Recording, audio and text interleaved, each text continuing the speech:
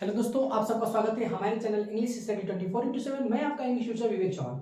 आज के हम इस वीडियो में बात करेंगे पंक्चुएशन की। और ये हमारी पंक्चुएशन की आखिरी सीरीज होगी।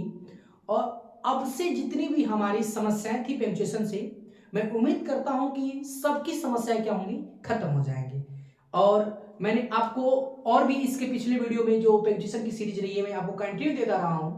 ठीक है, अब हमारी जब इसके ऊपर जो वीडियो आएगी तो सिर्फ वो एक्सरसाइज को लेकर आएगी। ठीक है, विभिन्न प्रकार के एग्जाम में पूछे जाते हैं हमारे जो पंक्चुएशन से रिलेटेड जो क्वेश्चन होते हैं, तो बिल्कुल हमारे this type of the level हमारे क्या होंगे, क्वेश्चंस होंगे। आइए हम लोग बिल्कुल बात करते हैं एक हमारा पंक्चुएशन बचा हुआ क्या, डैश के बारे में। देखिए डैश का प्रयोग कहां करते हैं, जो सबसे इंपोर्टेंट, देखिए इसके प्रयोग बहुत सारे हैं, ठीक है ना, लेकिन जो इंपोर्टेंट है, जो अधिकांशतः हमारे to the point of the questions, मैं उस तरीके का पिकअप किया हूं, या उस तरीके के पॉइंट को सिर्फ मैंने उस तरीके के रूल्स को सिर्फ यहाँ पे सेलेक्टेड हमारे हैं, जो अधिकांशतः हमारे क्वेश्चन में क्या, अर्थात हमारे कंपटीशन में क्या पूछ जाते हैं। ठीक है ना, तो यहाँ पे मैंने बताया कि देखिए डैश का जो हमारी पहली सबसे यहाँ पे रूल्स है क्या, लॉन्ग पूसेस के लिए, मतलब कि लंबे पूस के लिए, मतलब कुछ ज्यादा देर तक क्या रुकने के सेंस में। ठीक है ना, लॉन्ग पूसेस का मतलब क्या होता है कि ज्यादा देर तक रुकने के सेंस में। जैसे मैं यहाँ पे लिखा हूं, if my husband were alive, यदि मेरा पति क्या होता है, यदि जिंदा होता है। ठीक है,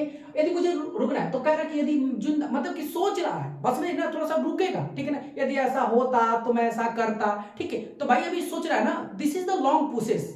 ठीक है, तो ये जब लॉन्ग प्रोसेस होगा तो यहाँ पे फुल स्टॉप, मतलब कामा का नहीं प्रयोग करेंगे, क्योंकि कामा का मतलब होता है कि लाइटली प्रोसेस, मतलब हल्का सा। ठीक है ना, ये कामा की ना थोड़ा सा बिल्कुल अपोजिट होती। ठीक है ना, ठीक है, फिर उसके बाद हमारा डैश है, but why lament the past, कह रहा है या कि लेकिन अब हम क्यों मतलब उस बीती को लेकर क्या करते हैं, बिलाप करते हैं। ठीक है, तो यहाँ पे जो क्या है ना कि जो लॉन्ग प्रोसेस है, जो लॉन्ग प्रोसेस की बात की जा रही है ना, तो in the sense of long process में हम लोग कामा का प्रयोग नहीं करते, किस चीज का, डैश का प्रयोग करते हैं। बस में आ गई, तो याद रख लीजिएगा, कुल मिलाकर लॉन्ग प्रोसेस का मतलब कि लंबे ठहराव के लिए किस चीज का प्रयोग करते हैं हम लोग, डैश का प्रयोग करते हैं, लेकिन शॉर्ट स्टेइंग के लिए किस चीज का, कामा का प्रयोग करते हैं। कोई दिक्कत इसमें? चलिए हम क्वेश्चन जल्दी ही लेकर आने वाले हैं इस चीज के सीरीज के ऊपर। ठीक है, आपको बेखूबी बताएंगे। चलिए हम लोग दूसरे अपने बात करते हैं किस चीज के बारे में, हैपन के बारे में। हैपन हमारा क्या होता है, देखिए ध्यान से, ये आप अधिकांश देखें ना कि कंपाउंड वर्ड में देखिए हैपन का प्रयोग करते हैं। मैंने उसी रूल्स को उठाया है कि जो बार बार हमें क्या एग्जाम में पूछे जाते हैं। देखिए अधिकांशतः हैपन का प्रयोग कहां होता है,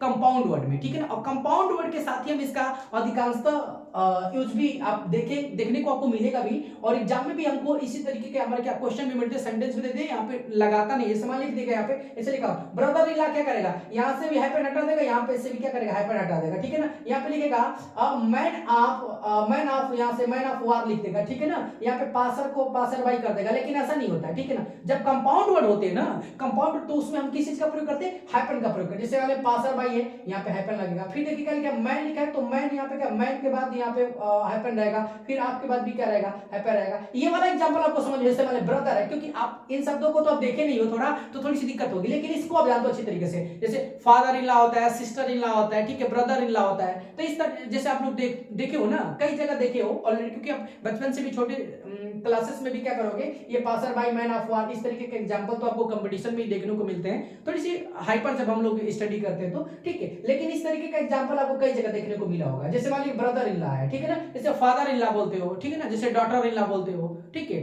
तो यहाँ पे जो ब्रदर इन लॉ है ना, यहाँ पे, तो यहाँ पे क्या लगेगा, बता दो, हैपन का प्रयोग करेंगे। फिर इनके बाद भी किस चीज का प्रयोग करेंगे, हैपन का प्रयोग करेंगे। बस में आ गई, तो मैंने ऑलरेडी लिखा भी है कि कंपाउंड वर्ड के साथ। ठीक है ना, यहाँ पे मैंने कंपाउंड वर्ड के साथ लिखा है किस चीज का, हैपन का। देखिए बहुत सारे इसमें रूल है, लेकिन जो इंपॉर्टेंट रूल है मैं सिर्फ उन्हीं को सेलेक्टेड रूल क्या कर रहा हूँ, आपको एक्सप्लेन कर रहा हूँ। ठीक है ना, दूसरी पॉइंट है इन्वर्टेड कामा से, तो बिल्कुल आप कई बार परिचित होंगे, क्योंकि इन्वर्टेड कामा तो आप नरेशन में बहुत ज्यादा बार क्या किए हैं, देखे हुए। ये क्या करता है, जैसे स्पीकर जो क्वोटेशन होना था उसको डोनेट करता है। ठीक है ना, जैसे दिखा मैं आपको दिखा रहा हूं, जैसे रिपोर्टिंग स्पीच के बाद जो हमारा लगता है ना, अच्छा ये नरेशन से हमारे कंफर्म है, क्योंकि हमें नहीं लग रहा है कि आपको इन्वर्टेड कामा में कोई दिक्कत होगी, क्योंकि चाहे सिंगल इन्वर्टेड कामा हो चाहे डबल, क्योंकि वो कोटेशन के लिए प्रयोग किए जाते हैं। और ऑलरेडी आप नरेशन वाली सीरीज में जानते भी हैं कि क्वोटेशन का किस तरीके से हमें क्या करना है, क्वोटेशन का प्रयोग करना है। जैसे मान लिया लिखा है विशाल, ठीक है ना, विशाल मतलब सेट बोलता है, क्या कहता है यहाँ पे, विशाल कामा, और डबल यूनिट कामा यहाँ पे लगा, वेयर आर यू गोइंग, ठीक है ना, तुम कहां जा रहे हो भाई, ठीक है ना, तुम कहां जा रहे हो। तो यहाँ पे विशाल का क्या रहा है, ये विशाल हमारा स्पीकर है, ठीक है, और क्वोटेशन इनका है, क्या क्वोटेशन है, वेयर आर यू गोइंग, ये अपने मतलब कि अपने क्वाटेशन से बोल रहे हैं कि वेयर आर यू गोइंग, मतलब ये बोल स्पीकर बोल रहे हैं, विशाल बोल रहे हैं कि वेयर आर यू गोइंग, ठीक है। तो ये हमारा क्या हो जाएगा, इस तरीके से हम लोग इन्वर्टेड कामा का क्या करते हैं, प्रयोग करते हैं, ठीक है। अब अच्छी तरीके से जानते भी कि किस तरीके से हम लोग इन्वर्टेड कामा का प्रयोग किए हैं, नरेशन में भी आपने देखा होगा, ठीक है। चलिए आइए हम बात करते हैं अपने अगले पॉइंट की, किसके बारे में, हम लोग बात करते हैं अगले पॉइंट एपोस्ट्रोफे के बारे में। एपोस्ट्रोफे आप जानते हैं कि हम इस एपोस्ट्रोफे का प्रयोग किसी चीज के ऊपर अधिकार दिखाने के लिए करते हैं, ठीक है। और मैं थोड़ा सा आपको एक बार और याद दिला दूं, क्योंकि आप पार्ट ऑफ स्पीच मेरी सीरीज देखे होंगे, तो उसमें जो मैं आपको पोसेसिव के शब्द नाउन पढ़ाया हूं, उसमें आपको ऑलरेडी मैं एपोस्ट्रोफे का यूज बताया हूं कि एपोस्ट्रोफे का प्रयोग करके या एपोस्ट्रोफे का प्रयोग करके अधिकांशतः हम नाउन में ही क्या करते हैं, एपोस्ट्रोफे का प्रयोग करते हैं, ठीक है ना, क्योंकि और हम शब्दों पे प्रयोग नहीं करेंगे, ठीक है।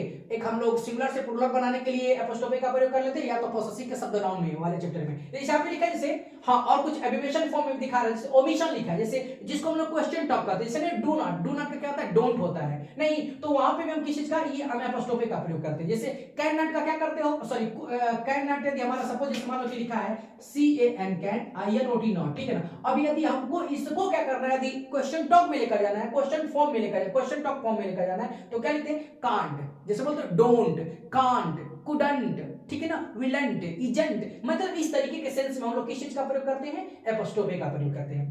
अगली पॉइंट हमारी इसी से एपोस्ट्रोफे से, ये लिखा है पोसेसिव के, देखिए पोसेसिव का नाउन में, ठीक है, क्योंकि प्रोनाउन में तो प्रयोग करोगे नहीं, क्योंकि ऑलरेडी पोसेसिव के तो उसका बना हुआ होता है, लेकिन यहाँ पे जो हमारा पोसेसिव के साथ नाउन होते हैं तो उसमें प्रयोग करते हैं। समान लिखा है विशाल पेन, अब बताओ यहाँ पे एपोस्ट्रोफे और क्या एस लगा है कि नहीं लगा है, विशाल पेन, मतलब क्या, इस पेन पे किसका हक है बताओ, अधिकार दिखा रहा है, माने विशाल का है। यहाँ पे लिखा है रमेश कॉपी, मतलब रमेश कॉपी, रमेश कॉपी का मतलब ये कॉपी किसकी है, रमेश की है, उस पे किसका हक है, रमेश का हक है, बस में भी इस तरीके से हम प्रयोग करते हैं किस चीज का, एपोस्ट्रोफे का। और देखिए ब्रैकेट का, देखिए ब्रैकेट का हमारा प्रयोग क्या है, हमारा अगली वाली पॉइंट है किस चीज का, नेक्स्ट देखते हैं हम लोग ब्रैकेट का। लिखा है some word explain that sense, मतलब क्या करता है ना कि किसी शब्द को क्या करने के लिए, व्याख्या करने के लिए, वो अपने नजदीकी शब्द को, ठीक है ना, देखे होंगे यदि कोई बहुत लंबी सेंटेंस होती है, ठीक है ना, और उसको ब्रैकेट में कर दिया जाता है, तो अगला जो किसका किया जाता है, जो उसके बिल्कुल करीब होता है ना, उसी शब्द को एक्सप्लेन करने के लिए। जैसे यहाँ पे लिखा है He wanted to see you, मतलब वो आपसे क्या मिलना चाहते हैं, मतलब कि वो आपको देखना चाहते हैं। तो यहाँ पे क्या लिखा हूं, मतलब सी का मतलब कि देखना चाहते हैं, देखने का मतलब क्या, यहाँ पे ऑलरेडी मैं ब्रैकेट में लिखा हूं मीट, मतलब क्या भैया वो आपसे मिला, भाई मिल के ही तो देखोगे ना, है कि नहीं है। अभी मत बोलना कि सर वीडियो कॉलिंग तो कर लेंगे ना, ऐसा वाली, तो वो वाली फीलिंग्स नहीं यहाँ पे, ये वो तो बस हमारी मौज मस्ती की बात है। यहाँ मेरे ग्रामर है, और ग्रामर बोलता है ना सही से लिखना, सही से पढ़ना, तो हमें सही से लिखना है, हमें वीडियो कॉलिंग वाली बात नहीं करनी है, ठीक है। तो ही वांटेड टू सी, मतलब कि तो सी का मतलब जो एक्सप्लेन करना, सी को एक्सप्लेन कौन कर रहा है, ये मीट, मतलब सी का मतलब कहना कि वो आपसे मिलना चाहता है, ठीक है। इस तरीके का हमारा सेंस करता है ब्रैकेट। ब्रैकेट में जिस शब्द को रखते हैं ना, वो क्या करता है, उसके अपने नियरेस्ट, उसके पहले जो शब्द प्रयोग होते हैं ना, ये भी पहले याद रखिए, बाद वाले नहीं, पहले वाले शब्द को एक्सप्लेन करता है, ठीक है। एक नीचे में और यह करके लिखा explain the meanings of the bracket words, वो क्या करता है ब्रैकेट में जो होता है ना, तो एक्सप्लेन करता है। जैसे यहाँ पे लिखा हूं एग्जांपल, एक मैं और लिखा हूं, यहाँ पे देखिए ध्यान से, क्या लिखा हूं, at Diwali people worship Lakshmi. अब बताइए दिवाली पर लोग क्या करते हैं, माता लक्ष्मी जी की क्या करते हैं, पूजा करते हैं, ठीक है ना। तो अब पूजा करते हैं, तो देखो अब इसी शब्द को ब्रैकेट में एक्सप्लेन किया गया, लिखा गया है द गॉडेस ऑफ वेल्थ, भैया क्या है, वो तो धन की क्या है, देवी है, ठीक है ना। तो अब देखिए द गॉडेस ऑफ वेल्थ का मतलब क्या हो जाएगा कि किसकी बात की जा रही है, लक्ष्मी की बात की जा रही है, मतलब लक्ष्मी मतलब पैसा मनी, ठीक है ना, वो माँ गॉडेस क्या लक्ष्मी माता जी की क्या बात की जा रही है। तो आप देखते हो ऑलरेडी, तो ब्रैकेट्स का मतलब यही चीज होता है ना कि ब्रैकेट्स में, ब्रैकेट्स के पहले जो शब्द होते हैं ना, या जो सेंटेंस के बारे में हो या कुछ पैसेज के बारे में कुछ भी हो, तो उसके बारे में क्या होता है, हम लोग एक्सप्लेन करते हैं। ऐसे मान लीजिए कोई बहुत बड़ा चीज हम लोग लिख देते हैं, सेंट्रल आइडिया लिख देते हैं, नीचे इधर लिखते हैं एज राइटर, तो किसके बारे में अब कहते हैं, ब्रैकेट में लिख देते हैं, कहते हैं या बोल्ड कर देते हो, लिखते हैं नहीं, ये इनके बारे में एक्सप्लेन किया गया था, दैट इज सेंस हमारे होते हैं, ठीक है ना। अगली हम बात करते हैं अपने, ये लास्ट हमारी होगी, ठीक है ना, कैपिटल लेटर। तो कैपिटल लेटर में क्या बात है, देखिए यहाँ पे लिखा कैपिटल लेटर में होता क्या है, देखिए इसके इंपोर्टेंट बड़ी रूल होते हैं कैपिटल लेटर में। मैंने आपको नाउन वाले अपने वीडियो में भी बताया है, जो हमारी फर्स्ट नाउन जो थी हमारी इंट्रोडक्शन और उसमें प्रॉपर नाउन, ये भी बताया था कि किस तरीके से, या चाहे आप जानते हो कि यदि पहला लेटर होता है तो भी हमारा कैपिटल लेटर किस तरीके से देखते हैं, first letter of the sentence, या सेंटेंस का पहला लेटर हो या वर्ड का पहला लेटर हो, ठीक है। यदि उस पैसेज की शुरुआत पहले शब्द से हो रही है, ठीक है, तो उसका पहला जो लेटर होता है कैपिटल। जिसे यहाँ पे लिखा हूं मैं, यहाँ पे क्या लिखा, चलो मैं यहाँ पे इरेज कर लेता हूँ, फिर लिख रहा हूं, यहां पे लिख देता हूं कि राम सेड टू मी। अब बताइए सही है? नहीं, क्योंकि इसका जो पहला जो सब लेटर है ना, ये हमारा पहला, वो क्या होगा? कैपिटल होगा। क्या होगा? आर ए आर, मतलब कि यहाँ पे जो फर्स्ट लेटर होगा क्या होगा? कैपिटल होगा। तो राम सेड टू मी, मतलब समझा ना?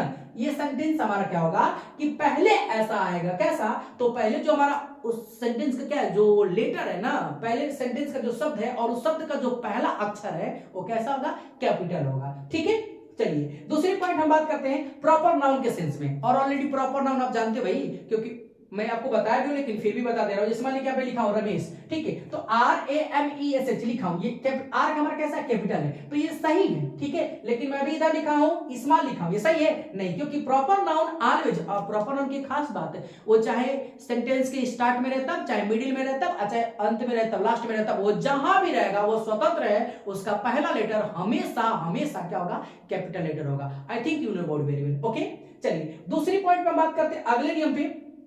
समझ में आप सबको रूल आ गए होंगे, ठीक है ना? एब्रिविएशन फॉर्म में देखते हैं संक्षिप्त शब्दों के भी ना, जो संक्षिप्त शब्द जो हमसे पूछे जाते हैं, ठीक है ना, उसके भी मतलब उसके तो सभी लेटर क्या होते हैं? कैपिटल ही होते हैं, ये भी याद रख लीजिएगा। तो पहला लेटर इसका क्या है? जैसे मान लीजिए S full stop, T full stop और डी, ठीक है ना, मतलब STD, ठीक है, यहाँ पे लिखा हुआ है, ठीक है ना, ये याद रख लीजिएगा। तो हमारा इसका पहला लेटर क्या होता है? एब्रिविएशन वर्ड्स में, तो समझ जाइए एब्रिविएशन वर्ड में, संक्षिप्त वाले शब्द में भी हमारा जो पहला लेटर क्या होता है? हमेशा कैपिटल लेटर होता है, और उसके सभी लेटर अधिकांशतः क्या होते हैं? हमारे कैपिटल लेटर में ही होते हैं। बात समझ? अधिकांशतः क्या, पूरे लेटर क्या होते हैं? कैपिटल लेटर में ही होते हैं। ओके, देखिए यदि कोई भी आपको यदि पंक्चुएशन से रिलेटेड यदि कोई दिक्कत होगी तो बिल्कुल आप कमेंट बॉक्स में क्या कर सकते हैं? कमेंट कर सकते हैं। ओके, और आज हमारी यह पंक्चुएशन की क्या रही? आखिरी सीरीज रही है।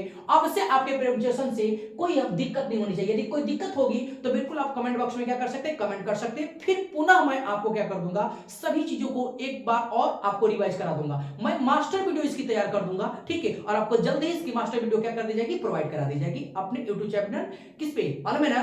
इंग्लिश स्टडी 24/7 बाय विवेक सर। ओके, चलिए याद रख लीजिएगा, ठीक है।